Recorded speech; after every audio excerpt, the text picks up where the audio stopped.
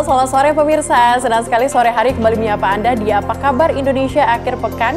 Kali ini bersama dengan saya Celia Alexandra dan juga Jasmine Rahmadi, partner saya di Akhir Pekan ini. Halo Celia, senang sekali kembali bersama Celia Alexandra di Akhir Pekan kali ini. Kangen ya pasti ya? Selalu kangen, selalu menunggu-nunggu kapan bersiaran sama Celia Alexandra lagi. Oke, karena saya tuh selalu menemani pemirsa tuh di Akhir Pekan begitu. Betul. Membuat suasana hati pemirsa itu bisa lebih nyaman, tenang, begitu ya. Cocok untuk pemirsa yang mau liburan. Betul sekali. Ngomong-ngomong soal liburan. Ya.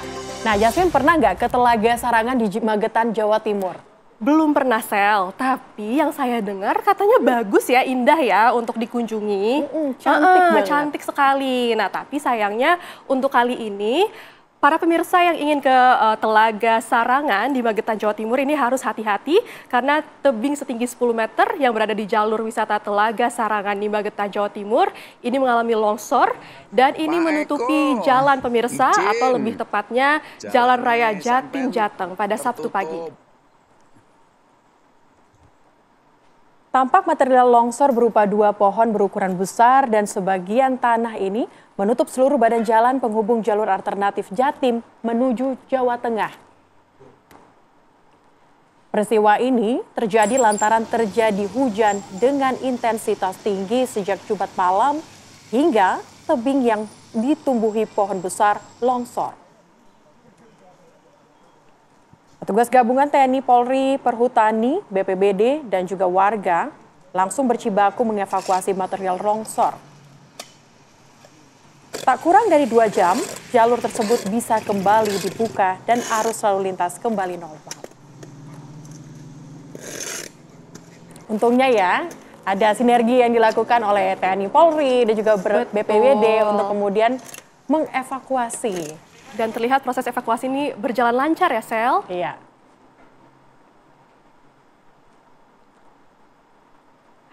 Dan kita hadirkan juga ada informasi lainnya nih, Jasmine. Pohon beringin setinggi 10 meter yang berada di ruas trotoar tepat di samping gedung Kementerian Koordinator Perekonomian ini tumbang.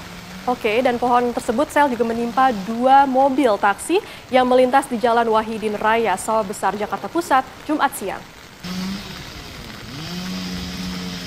Pemirsa, menurut pengemudi taksi, pohon ini seketika tumbang dan menghantam keras bagian atap mobil. Namun beruntung, pengemudi beserta penumpang berhasil selamat. Namun mobil taksinya ini mengalami rusak berat pada bagian atap. Akibat tumbangnya pohon, ini membuat arus lalu lintas dari Jalan Raya Wahidin menuju Jalan Gunung Sahari ditutup pihak kepolisian Satlantas Polres Metro Jakarta Pusat. Nah, ini juga tentunya menjadi perhatian untuk masyarakat, warga DKI Jakarta. Dengan adanya pohon tumbang ini diharapkan untuk lebih berhati-hati ya ketika mengemudi, karena terlihat ini menimpa taksi di wilayah DKI Jakarta. Kayaknya semua kawasan deh, Jasmine. Ini lagi intensitas hujannya cukup tinggi nih di semua daerah. Jadi harus hati-hati kalau misalnya lewat pohon besar, mungkin minggir-minggir dikit. Iya, dan harus waspada juga ya, Sel. Iya, betul sekali. Supaya tidak ada korban jiwa, korban luka-luka akibat pohon tumbang. Nah, selain pohon tumbang, hal yang harus juga diperhatikan oleh pemirsa, ini juga ada mengenai korsleting begitu, Sel. Karena diduga korsleting pada bagian mesin sebuah mobil hangus terbakar. Ini berlokasi di ruas tol Jor, KM 46, Kota Bekasi, Jawa Barat. Nah, akibat kebakaran ini pemirsa, arus lalu lintas dari arah Rorotan ini menuju Jati Asi ini sempat mengalami kepadatan.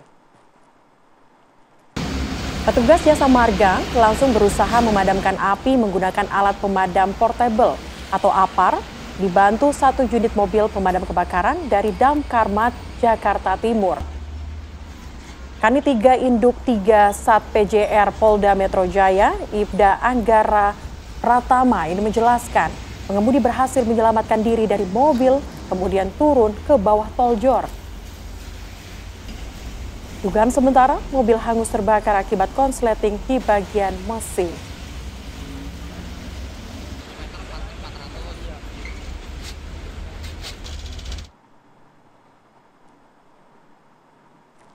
Oke, tampaknya ini kita akan beralih lagi nih pemirsa ke Jawa Timur, di mana kecelakaan maut terjadi di Tuban, Jawa Timur. Di mana seorang pengendara motor ini tewas di tempat Dan setelah terlindas truk bermuatan batu kapur, diduga korban tersebut terpleset saat berusaha mendahului truk di depannya.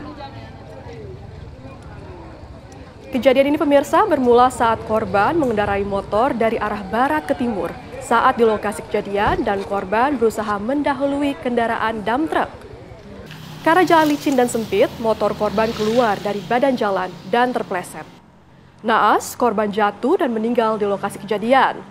Jasad korban dibawa ke rumah sakit untuk keperluan pemeriksaan lanjut, sementara itu kedua kendaraan diamankan petugas untuk keperluan penyelidikan lebih lanjut.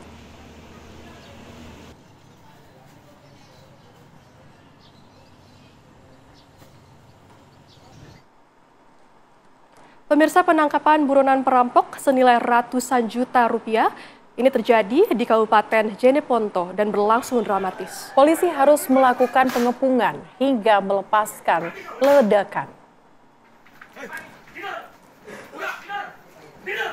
Pelaku yang terkenal licin dan sadis ini, pemirsa, bersiaga di dalam rumahnya dan berusaha untuk kabur.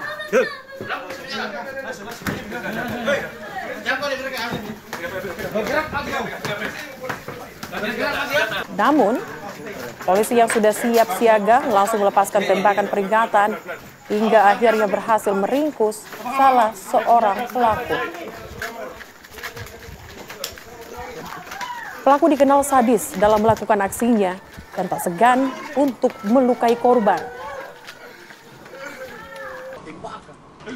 Berdasarkan catatan kepolisian, pelaku berpindah-pindah tempat dalam melakukan aksinya. Dari tangan pelaku, pemirsa, disita barang bukti uang hasil pembagian dari kejahatan yang tersisa dibelikan telepon genggam. Oh, yang dari jemput? Iya, mulai dari, kalau tidak salah jam 2 kah? Jam 3. Bahkan kau jual perorangan toh? Iya, Pak. Kau jual lepas toh? Lengkap dengan surat toh? Ya, Oh, di bertiga ku ini? Iya. Kita hadirkan informasi lainnya untuk Anda pemirsa dari Kerinci, Jambi. Di mana kebakaran hebat melanda sekolah menengah kejuruan negeri 5 Kerinci di Desa Palawan Belui, Kecamatan Depati 7, Kabupaten Kerinci, Jambi. Api diduga dari korsleting listrik menyebabkan kepanikan di kalangan siswa dan juga guru. Siswa dan guru yang tengah melaksanakan pembelajaran di kelas ini berusaha menyelamatkan diri dan mengevakuasi barang dari dalam ruangan. Menurut salah seorang guru, api muncul dari plafon di ruang olahraga dengan cepat merambat ke ruangan lainnya. Api baru bisa dipadamkan usai petugas menurunkan 5 unit mobil pemadam kebakaran dan akibat kebakaran ini, 2 ruangan yaitu perpustakaan dan ruang olahraga hangus terbakar. Tidak ada korban jiwa dalam peristiwa ini dan pasca kejadian, aktivitas belajar mengajar terganggu dan pihak sekolah mulai mendata kerugian serta menata ruang pengganti.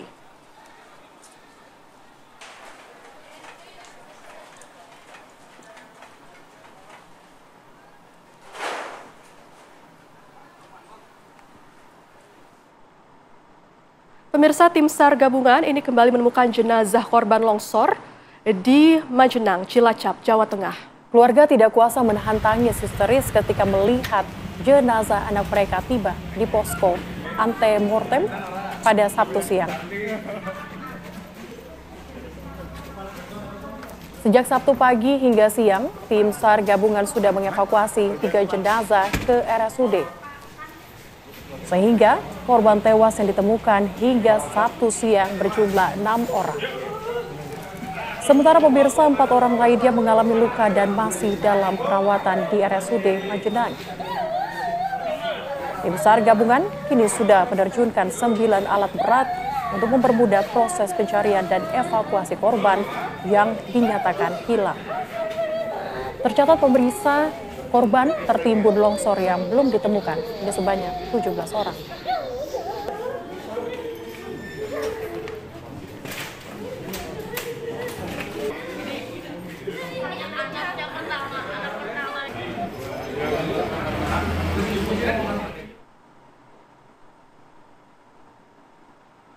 Masih dalam kasus yang sama pemirsa di Cilacap, kali ini upaya pencarian korban longsor di Majedang, Cilacap, Jawa Tengah ini memasuki hari ketiga. Lebih dari 500 personel gabungan dan alat berat dikerahkan oleh tim SAR untuk mencari belasan korban yang kini belum ditemukan.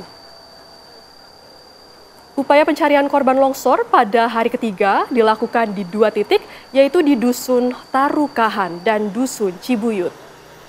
Tim SAR gabungan membagi personel menjadi beberapa worksite di setiap lokasi untuk mencari 20 korban yang belum ditemukan. Dalam pencarian hari ketiga ini, selain menerjunkan 500 lebih personel, dibantu dengan pengerahan 7 alat berat eskavator. Tantangan yang dihadapi tim SAR adalah besarnya area longsoran dan kondisi tanah yang masih labil. Selain itu, curah hujan yang tinggi juga mengganggu proses pencarian yang dilakukan.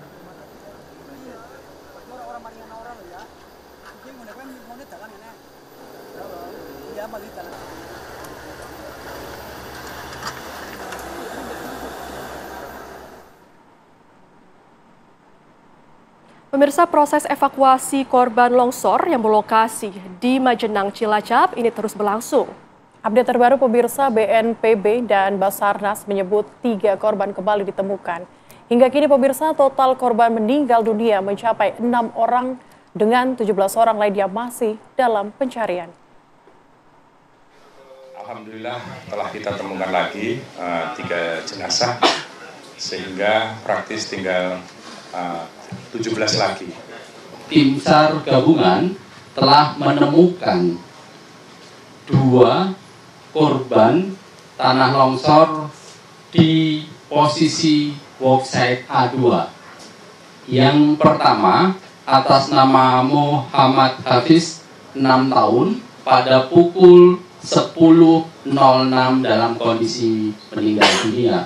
Dan yang kedua atas nama Nur Isnaini 30 tahun terevakuasi pada pukul 10.44 dalam kondisi meninggal dunia, dan terupdate barusan kami mendapat informasi di lapangan pukul 11.37 di posisi A2 terevakuasi 1 body part.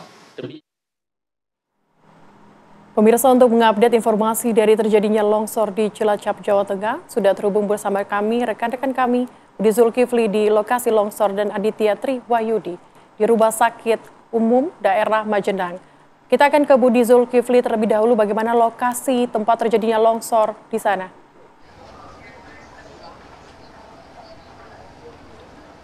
Ya, kabar terbaru sore ini yang bisa kami sampaikan bahwa tim SAR yang berada di lokasi longsor di Majenang Cilacap ini terus berkejar-kejaran dengan waktu karena mengingat kondisi cuaca juga kadang tidak bisa diprediksi, seperti hujan yang mengguyur wilayah ini tentu saja akan mengganggu jalannya proses evakuasi yang dilakukan oleh tim SAR gabungan.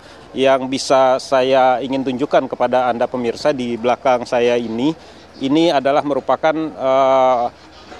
upaya pencarian di sektor B, tepatnya B1 dan B2 yang sementara lagi diupayakan oleh tim SAR gabungan di lokasi ini.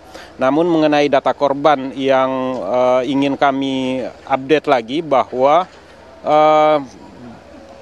sekitar 1 jam atau sekitar pukul 13.30 tadi, tim SAR gabungan kembali lagi berhasil mengevakuasi 3 jenazah korban yang merupakan satu keluarga terdiri atas 2 anak dan 1 orang tua.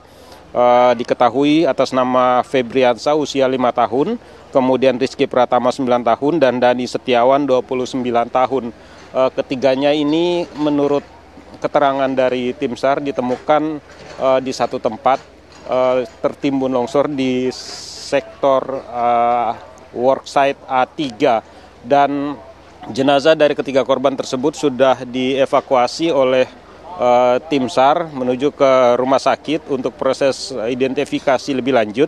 Jadi dengan demikian perkembangan terbaru dari jumlah korban adalah sampai sore ini yang bisa kami sampaikan ada total 9 jenazah yang sudah dievakuasi sejak peristiwa longsor ini terjadi pada Kamis malam kemarin. Sampai hari ini sudah 9 jenazah yang dievakuasi, dan itu berarti masih ada 14 korban lainnya yang hilang dan dalam proses pencarian.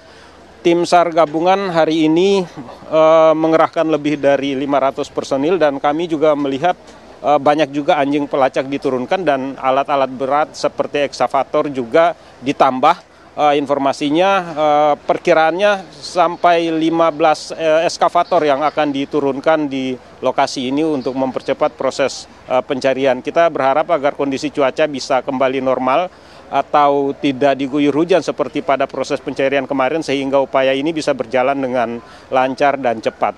Seperti itu yang bisa kami kabarkan perkembangan terbaru dari Cilacap. Kembali ke Jakarta. Baik, dari rekan Budi, kita ke rekan Aditya Triwahyudi yang sudah siap mengabarkan di RSUD Majenang. Selamat sore, Aditya. Bagaimana dengan kondisi terkini di RSUD? Bagaimana kondisi korban longsor yang dirawat di sana? Silakan. Ya, pemirsa, saat ini saya berada di instalasi pemulasaraan jenazah atau IPJ RSUD Majenang, dan di mana di tempat saya menghadapkan saat ini telah didirikan posko antemortem oleh pihak kepolisian, dan seperti yang Anda saksikan di belakang saya ini banyak keluarga-keluarga dan kerabat korban yang berdatangan untuk memberikan informasi dan data otentik untuk diserahkan kepada petugas. Data terbaru yang kami terima dari petugas RSUD dan petugas di posko antemortem ini, hari ini sudah terevakuasi sebanyak 11 jenazah dari beberapa titik yang berada di Dusun Cibuyut dan Tarukahan. Dan artinya total sejak hari pertama hingga ketiga ini sudah terdapat 11 orang. Sehingga korban semua dibawa ke RSUD dan sementara itu korban yang luka-luka juga masih dirawat di RSUD sebanyak 4 orang. Keempat tersebut ini mengalami luka-luka seperti patah tulang dan luka dalam karena mereka sempat tertimbun material tanah longsor. Baik, tampaknya memang masih ada sebanyak 4 korban yang saat ini dirawat di Rumah Sakit Umum Daerah. Terima kasih. Laporan langsung Aditya dari lokasi. Selamat bertugas kembali. Pemirsa, aksi jet ski yang dilakukan oleh Zita Anjani dan Ferel Bramasta dalam lintas selat.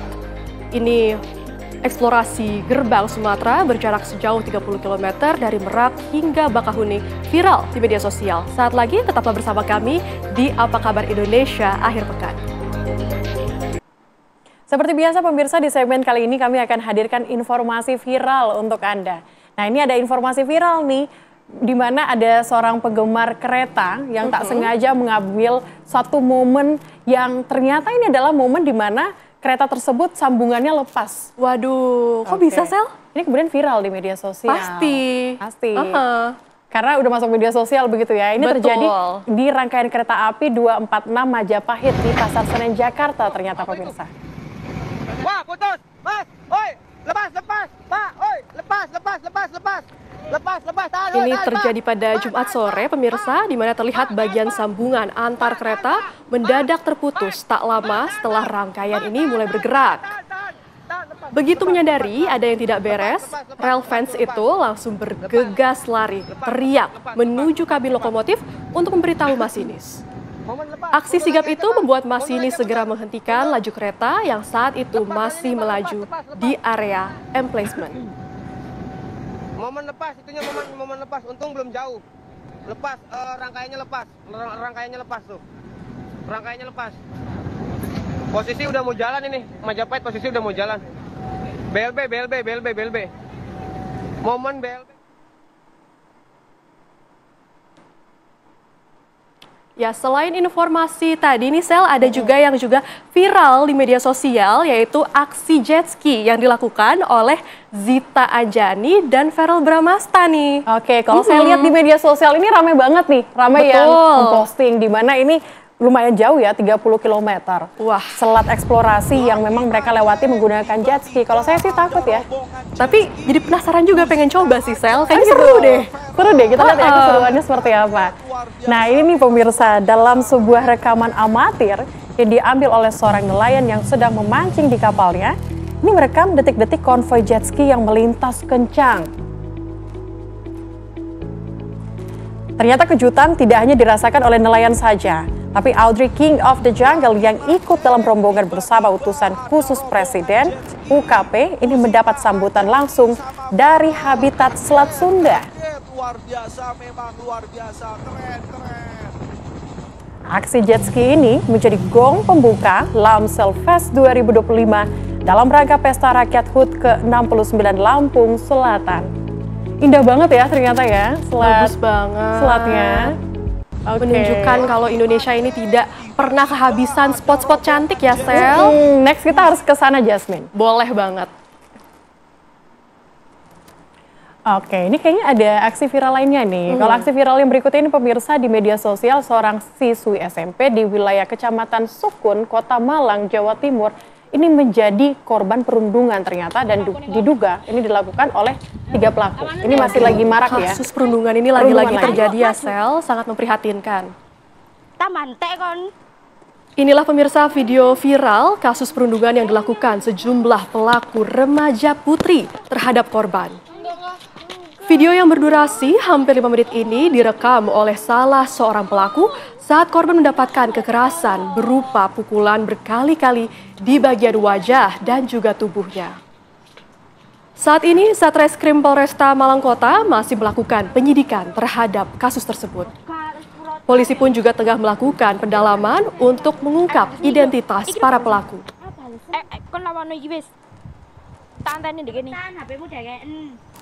Ayo lawan, lawan lagi. Lawan lagi. Oh.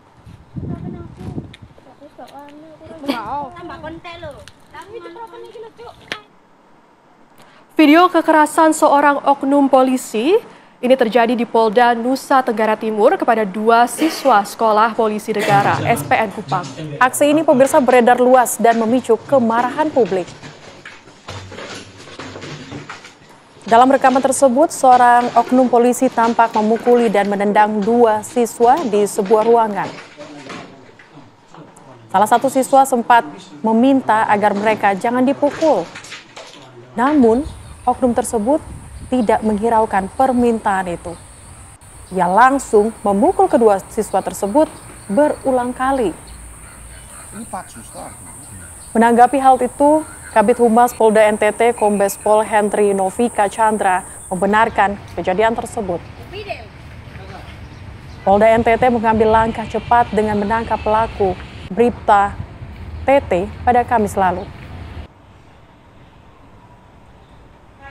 Berdasarkan pemeriksaan Bid Propam Polda NTT, dugaan pemukulan diduga dipicu oleh rasa kesal Bribda TT terkait persoalan rokok dan pelaporan siswa kepada anggota Polda NTT.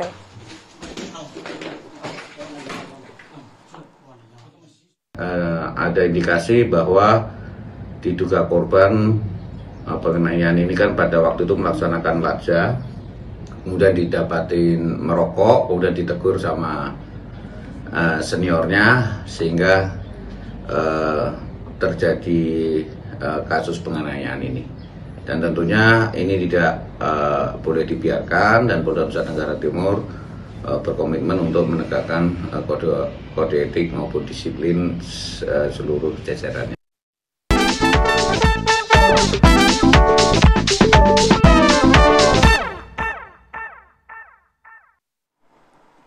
Ya pemirsa, kami harus jeda terlebih dahulu. Usai jeda kami akan hadirkan informasi mengenai Kanjeng Gusti Pangeran Adipati Anom Hamengkubuwono ini atau biasa disapa dengan Gusti Purbaya resmi dilantik menjadi Raja Keraton Surakarta atau Pakubuwono ke-14. Informasi lengkapnya usai jeda, tetaplah bersama kami. Terima kasih Anda kembali di Apa Kabar Indonesia akhir pekan. Pemirsa, Presiden RI Prabowo Subianto mengantarkan langsung kepulangan Raja Kerajaan Yordania Hashimiyah yakni Raja Abdullah II bin Al-Hussein dari Jakarta pada Sabtu siang.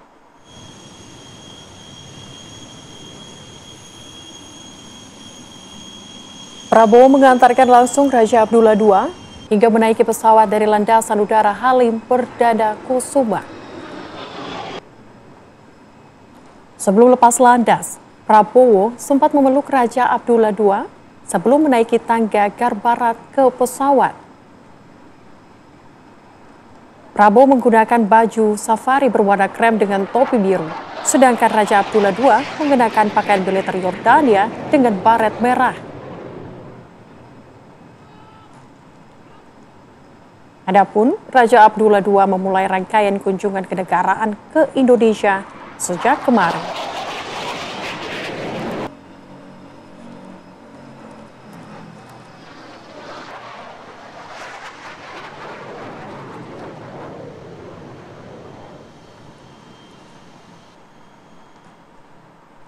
Kita hadirkan informasi lainnya untuk Anda pemirsa dari Keraton Surakarta, di mana Kanjeng Gusti Pangeran Adipati Anom Hamangkunegoro atau biasa disapa dengan Gusti Purbaya, resmi dilantik menjadi Raja Keraton Surakarta atau Pakubuwono ke-14. Di tengah perebutan kekuasaan, Gusti Purbaya menggantikan ayahnya, Pakubuwono ke-13 yang meninggal beberapa waktu lalu.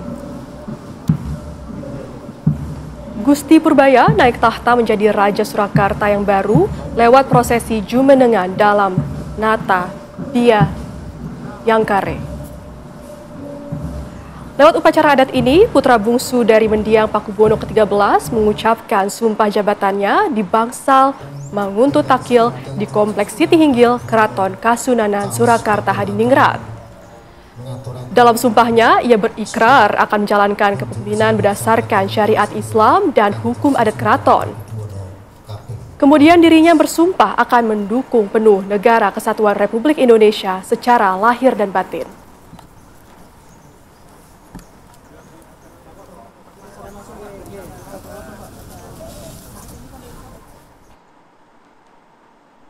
Pemirsa, laporan langsung dari Keraton Surakarta penobatan Raja Pakubuwono 14 ini akan disampaikan langsung oleh rekan Faisal Rinaldi. Selamat sore Faisal, bagaimana situasi terkini di sana? Silakan dengan laporan Anda.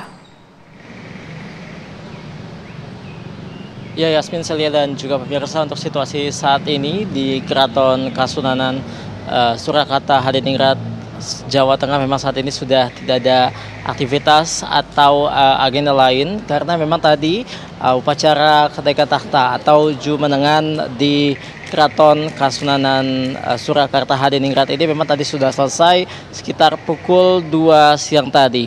Memang ada berbagai rangkaian acara tadi, Yasmin, Celia dan juga pemirsa, dalam upacara kenaikan tahta atau penobatan Gusti Purbaya sebagai Raja baru dari Surakarta atau Keraton Surakarta atau Pakubuwono ke-14. Tadi untuk rangkaian acara memang dimulai sekitar pukul 10 pagi, dimulai dengan berbagai rangkaian upacara adat, kemudian juga dilanjutkan dengan pembacaan sumpah yang dibacakan langsung oleh Pakubuwono ke-14 atau Gusti Purbaya. Dalam sumpahnya tadi Gusti Purbaya atau Pakubuwono 14 menyampaikan ada 3 sumpah setidaknya yang disampaikan di dalam hadapan keluarga dan juga atau keluarga keraton yang memang hadir dalam penobatan tadi siang tadi. Untuk sumpah yang pertama memang Purbaya yang biasa dikenal dengan Gusti Purbaya atau Pakubuwono 14 ini menyampaikan bahwa ia berjanji akan menjalankan kebijakannya dengan syariat Islam dan juga berdasarkan dengan hukum keraton. Kemudian juga ia berjanji untuk bisa melanjutkan berbagai macam peninggalan luhur dari Raja Mataram. Kemudian juga ia berjanji untuk mendukung penuh Negara Kesatuan Republik Indonesia dengan lahir dan juga batin. Kemudian dapat kami informasikan pula, Yasmin, Celia dan juga pemirsa, dalam upacara tadi atau dalam Jumenengan tadi memang ditutup dengan prosesi kirap, di mana Pakubuwono 14 atau Gusti Purbaya tadi sempat mengelilingi kota Solo atau kota Surakarta untuk bisa memperkenalkan diri bahwa ia saat ini menjabat sebagai Pakubuwono atau Raja daripada Keraton Surakarta saat ini untuk menggantikan mendiang ayahnya yang meninggal beberapa waktu yang lalu yang merupakan Pakubuwono ke-13. Artinya apa? Bukan hanya sekedar sebagai penobatan saja, melainkan sebagai bentuk atau tanda bahwa saat ini Keraton Kasunanan Surakarta Hadiningrat sudah mempunyai pemimpin baru pasca ditinggal oleh Pakubuwono ke-13 yang saat ini memimpin adalah Pakubuwono 14 alias Gusti Purbaya. Untuk sementara demikian, Yasmin, saya lihat kami kembalikan ke studio. Baik, luar biasa ya Faisal Rinaldi ini langsung mengikuti pelantikan yang berlangsung untuk Pakuwono ke-14. Selamat bertugas kembali, Faisal Rinaldi. Terima kasih, Faisal. Nah, Sel, sebelum kita beralih ke informasi berikutnya, saya mau nanya nih. Apa tuh? Celia suka menyaksikan pertunjukan wayang nggak? Suka banget, karena kebetulan itu adalah otentiknya Indonesia. Otentik Indonesia, namun sudah jarang juga ya di masa modern ini. Nah, dalam rangkaian HUT Partai Golkar ke-61 nih, Sel, DPP Partai Golkar menggelar pertunjukan wayang bertajuk Sekar Bangun Kahyangan. Pegelaran wayang yang digelar di DPP Partai Golkar di kawasan Selipi, Jakarta Barat dari malam hingga dini hari.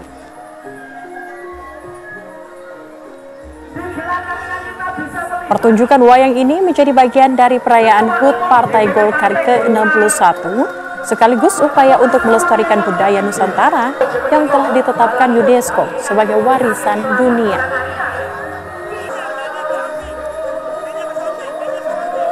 Ketua Umum Partai Golkar Bahlil ini menegaskan bahwa wayang bukan hanya sebuah tontonan, melainkan tuntutan yang mengajarkan nilai kearifan lokal dan mengajak masyarakat untuk menjauhi gosip, fitnah, dan ujaran kebencian.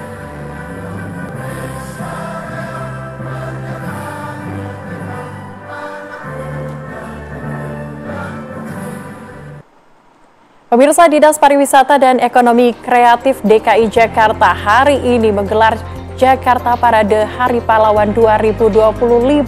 Informasi lengkapnya usai jeda, tetaplah bersama kami di Apa Kabar Indonesia Akhir Pekan. Terima kasih Anda kembali di Apa Kabar Indonesia Akhir Pekan bersama Jasmine dan Celia. Pemirsa, di tengah maraknya kasus perundungan dan kekerasan pada anak, pesan tentang cinta kasih dan perlindungan disampaikan dengan tegas. Perayaan Hari Anak yang digelar Keuskupan Agung Jakarta di Indonesia Convention Exhibition PSD Tangerang, Banten diikuti oleh ribuan anak. Dia menjadi tidak berdaya di hadapan kebebasan manusia. Tapi Keuskupan Agung Jakarta menggelar perayaan Hari Anak di Indonesia Convention Exhibition BSD Kecamatan Pagedangan, Kabupaten Tangerang, Banten. Acara ini diikuti ribuan peserta anak-anak dari berbagai gereja di Indonesia. Mengusung tema Anak Indonesia Cinta Tuhan, Sesama dan Alam Semesta, perayaan Hari Anak ini merupakan bentuk kepedulian gereja terhadap pertumbuhan karakter dan kesejahteraan anak-anak Indonesia. Di tengah banyaknya kasus perundungan anak di Indonesia, Keuskupan Agung Jakarta menyampaikan pesan tentang pentingnya menempatkan anak sebagai pusat perhatian yang harus dicintai dan dilindungi. Hari ini, tanggal 13 November 2025 diadakanlah Hari Anak Indonesia dengan tema Cinta Anak Indonesia, Cinta Tuhan, Cinta Sesama, dan Cinta Alam Semesta. Akhir-akhir ini banyak peristiwa yang terkait soal bullying, soal pencemaran lingkungan hidup, soal peperangan dan konflik. Anak-anak selalu menjadi korban dari situasi-situasi itu. Karena itu, kami ingin mengajak seluruh elemen masyarakat, siapapun dia, untuk menempatkan anak-anak sebagai anugerah Tuhan yang harus dicintai, dilindungi. Kegiatan ini merupakan salah satu wujud kepedulian Keuskupan Agung Jakarta terhadap anak-anak dan diharapkan menjadi awal dari sebuah gerakan kepedulian di masa mendatang. Dari Tangerang Selatan, Banten, Milhan Wahyudi, TV One mengabarkan. Nah, karena ini akhir pekan, saya mau ajak pemirsa untuk melihat sebuah parade Hari Pahlawan 2025. Ini mumpung masih dalam suasana Hari Pahlawan ya, ini Jasmine, masih ya? merayakan Hari Pahlawan yang kemarin jatuh tanggal 10 November ya, Sel, ya. Betul, karena dia buka dari pukul 15 sampai dengan 22.00 hari ini yang diselenggarakan oleh Dinas Pariwisata. Seru banget. Oke. Seru banget. Temanya apa nih, Jasmine? Kayaknya menarik banget. Nah, temanya ini memang Dinas Pariwisata dan Ekonomi Kreatif menggelar Jakarta Parade Hari Pahlawan 2025. Oke, menarik. Kalau saya lihat nih temanya tuh mengenai tema spirit pahlawan, energi Jakarta menjadi momen untuk menghidupkan kembali semangat perjuangan. Penting sekali ya, Sel. Baik, langsung saja kita lihat seperti apa keseruannya berikut untuk Anda.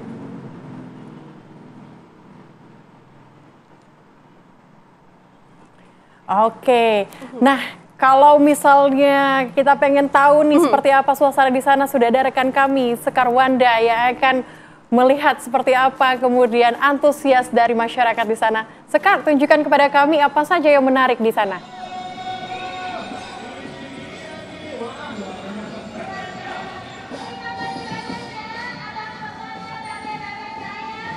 Ya, Jasmine dan juga pemirsa, happy weekend everyone. Saat ini saya berada di Taman Impian Jaya Ancol karena di Taman Impian Jaya Ancol ini sedang diselenggarakan Jakarta Parade Hari Pahlawan 2025. Saat ini tengah berlangsung parade kendaraan hias. Parade kendaraan hias ini bukan hanya sekedar kendaraan hias biasa, namun ini merepresentasikan cerita-cerita para pahlawan dari masa ke masa.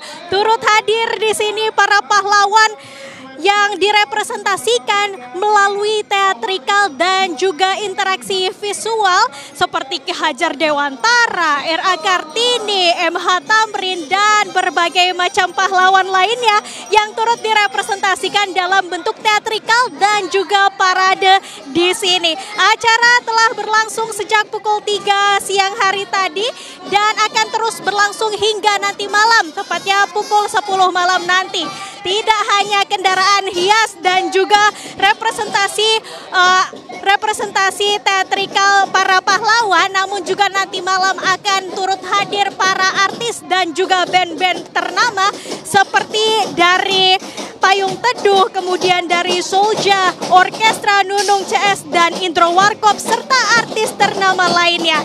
Tidak hanya tokoh-tokoh pahlawan nasional yang ditampilkan di sini, nantinya juga akan ada Lifetime Achievement Award yang akan diberikan kepada sosok M.H. Tamrin yang ini merupakan tokoh pejuang asal Jakarta yang dikenal gigih dan juga memperjuangkan kemajuan bangsa.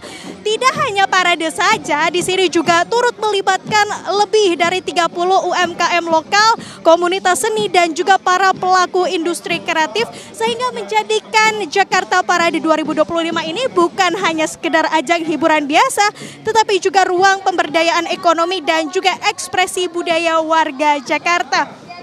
Terlihat sampai saat ini antusiasme para warga yang berkunjung ke Ancol ini, mereka sangat antusias untuk melihat parade yang saat ini sedang berlangsung.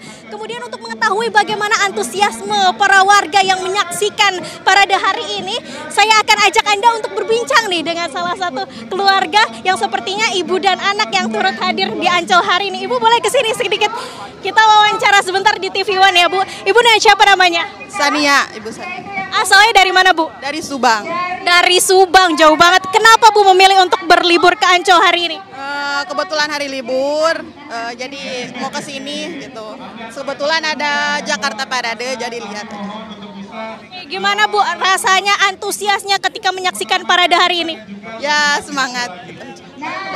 Ada nggak yang penampilan yang ditunggu untuk hari ini? Nanti malam kan ada karnaval lagi ya di Pantai Lagon. Saya mau pulang manti aja malam. So far impressionnya apa Bu? Seru gak sih? Seru banget, setiap malam tahun baru saya kesini. Oke, terima kasih ya Ibu sudah berbincang bersama kami di TV One. Nah, itulah salah satu keterangan dari warga ya, bagaimana ia sangat antusias menyaksikan parade siang hari ini, dan nanti malam masih akan banyak sekali penampilan-penampilan menarik. Namun untuk sementara saya kembalikan ke Jasmine di studio. Wah, terima kasih Sekar Wanda mengabarkan langsung dari Ancol, Jakarta Utara. Ini Sekar semangat sekali ya. Iya, terlihat suara Sekar itu sangat menggebu-gebu gitu. Artinya antusiasme masyarakat dengan begitu tinggi. Semangat Hari Pahlawan, Sel. Oke, dan terima kasih Sekar, selamat bertugas kembali. Nah, ini mungkin kabar baik ya untuk para pecinta yang biasanya naik kendaraan seperti kereta begitu ya. Karena PT KAI Daob 8 Surabaya ini membuka penjualan tiket kereta api reguler pada masa libur Natal dan Tahun Baru 2025-2026. Informasi lengkapnya usai jeda, tetaplah bersama kami. Kami di Apa Kabar Indonesia akhir pekan. Pemirsa, PT KAI Daob 8 Surabaya ini membuka penjualan tiket kereta api reguler pada masa libur Natal dan Tahun Baru 2025-2026. Pembukaan pemesanan tiket secara online ini dilakukan jauh hari agar masyarakat dengan mudah merencanakan bepergian pada masa libur panjang nanti. Pada masa Nataru, PT KAI menyediakan 44 perjalanan kereta api jarak jauh reguler dengan kapasitas 25.710 tempat duduk per hari.